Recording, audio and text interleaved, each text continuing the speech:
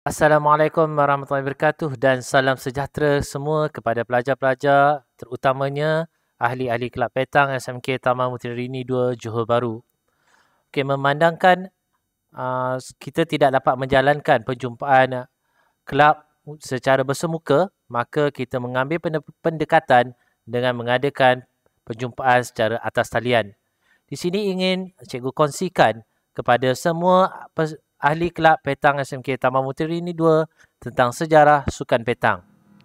Sebelum kita memulakan sesi perjumpaan kita pada kali ini, ingin cikgu ingatkan kepada semua ahli-ahli kelab untuk menjawab soalan kuis yang diletakkan pautannya di bahagian deskripsi video ini sebagai bukti kehadiran anda dalam perjumpaan kita. Perkongsian untuk perjumpaan pertama ini adalah berkisarkan tentang sejarah sukan petang. Kita mulakan dengan topik yang pertama, iaitu apa itu petang. Buat pengetahuan semua pelajar, petang adalah sejenis sukan yang menggunakan bol atau bola yang diperbuat daripada logam dan dimainkan mengikut peraturan-peraturan tertentu. Bola akan dibaling mengikut cara-caranya untuk menghampiri sasaran yang berupa sebiji bola kayu yang berukuran seperti sebiji guli, bagi membolehkan pemain mendapatkan mata permainan. Mata penamat bagi permainan petang adalah 13 mata. Permainan petang ini boleh dimainkan antara 3 pemain lawan 3 pemain, 2 pemain lawan 2 pemain dan 1 pemain lawan 1 pemain. Seterusnya kita akan lihat juga bahawa perkataan petang ini adalah merupakan kacukan daripada perkataan Perancis iaitu pied tang yang membawa maksud kedua-dua kaki terikat, yang menggambarkan keadaan bila mana seorang yang bermain petang tidak boleh mengangkat kaki semasa melakukan balingan. Seterusnya kita akan lihat sejarah awal sukan petang.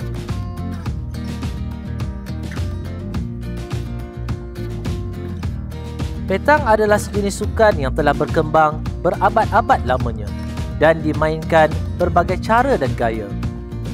Sejarah yang tepat mengenainya tidak tercatat, tetapi terdapat bukti-bukti bahawa sukan ini pada awalnya dimainkan semasa kerajaan Yunani lebih 2000 tahun yang lampau. Ianya bermula dengan pemain-pemain mengutip ketul-ketul batu bulat dari gunung ganang, pesisir pantai, dan ianya dimainkan ialah sesiapa yang dapat melontar dengan tepat dan paling jauh ialah yang menang. Seterusnya, sukan ini berkembang sehingga ke benua Eropah. Seterusnya kita melihat perkembangan petang yang berlaku pada abad yang ke-20. Di akhir abad ke-19, Perancis menjadi negara pertama yang mengeluarkan syarat-syarat khusus untuk permainan Jeu de Provençal. Pemain-pemain perlu berlari sebanyak 3 langkah dan melontar bola dalam jarak 15 hingga 21 meter. Dengan syarat baru ini, Jeu de Provençal semakin popular dan dipertandingkan di merata-rata tempat di Perancis. Keadaan ini berlarutan sehingga awal abad ke-20 bila mana dalam tahun 1910 permainan Jeu de Provençal telah diubah suai di sebuah tempat bernama La Ciotat berhampiran dengan bandar Marseille di selatan Perancis. Permainan dan peraturannya adalah seperti yang terdapat pada hari ini. Sekumpulan kecil pengasas dan peminat sukan Jeu de Provençal telah berusaha selama lebih kurang 30 tahun untuk mengembangkan sukan ini di Perancis. Mereka menghubungi orang-orang yang berpengaruh di bidang sukan, ahli-ahli politik, menteri-menteri dan pegawai-pegawai kerajaan dari semua peringkat, dan akhirnya pada tahun 1983 pertubuhan petang dan Jeu de Provençal telah ditubuhkan. Bol yang digunakan untuk permainan ini semakin canggih kerana terdapat ahli-ahli yang telah mengubah suainya dengan mengadakan bol besi campuran dan bahagian dalamnya berongga. Kini, sukan petang semakin digemari di Eropah, Amerika dan Asia. Populariti sukan ini amat ketara di Perancis, Belgium, Switzerland, Jerman Barat, England, Holland, Spanyol, Sweden, Kanada, Tunisia, Maghribi, Algeria, Madagaskar dan Kepulauan Pasifik. Di benua Asia, negara Thailand telah mendahului lalai negara dengan menjadi ahli kepada Persatuan Petang dan Jeu de Provençal Antarabangsa ataupun singkatannya FIPJP dan didaftarkan sebagai ahli yang ke-17. Minat terhadap sukan petang di negara Asia selain dari negara Thailand boleh disaksikan juga di mana negara-negara seperti Laos, Cambodia, Vietnam, Jepun, China, Singapura dan Malaysia. Pada ketika ini, FIPJP mempunyai keahlian melebihi 56 negara. Seterusnya kita akan melihat perkembangan sukan petang ini di Malaysia. Di Malaysia, sukan petang telah diperkenalkan di negara ini pada tahun 1987 melalui Kementerian Belia dan Sukan untuk dijadikan sebagai satu acara sukan bagi orang-orang kurang upaya ataupun OKU.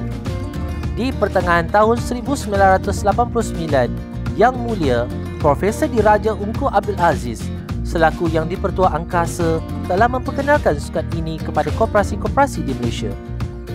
Selepas beberapa bulan diperkenalkan, sukan petang telah dirasmikan sebagai salah satu acara sukan untuk negara oleh Yang Berhormat Datuk Muhammad Najib Tun Razak pada 22 Mac 1990 bertempat di Padang Jalan Timur, Petaling Jaya.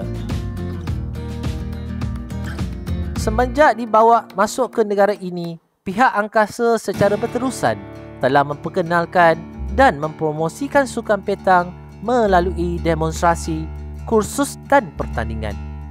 Pertandingan-pertandingan telah dianjurkan mulai tahun 1990 antara koperasi-koperasi dewasa dan koperasi-koperasi sekolah di peringkat negeri dan kebangsaan sempena sambutan Hari Koperasi Antarabangsa. Mulai tahun 1992, Sekolah Rantau Petronas Keltih Terengganu di bawah pimpinan Pengetua Tuan Haji Jamaluddin bin Ali telah mengambil inisiatif untuk mempopularkan sukan ini di kalangan pelajar-pelajar dan stafnya. Usaha juga telah dilakukan untuk mengembangkan sukan ini kepada anak-anak syarikat Petronas yang terdapat di Pantai Timur. Setakat ini sahaja perkongsian kita untuk perjumpaan kali ini. Diingatkan sekali lagi kepada semua ahli kelab petang SMK Taman Mutiara Rini 2, baik untuk sesi pagi maupun sesi petang, sila klik link atau pautan di bahagian deskripsi video ini untuk menjawab kuis sebagai bukti kehadiran anda. Sehingga berjumpa pada perjumpaan akan datang. Sekian, terima kasih.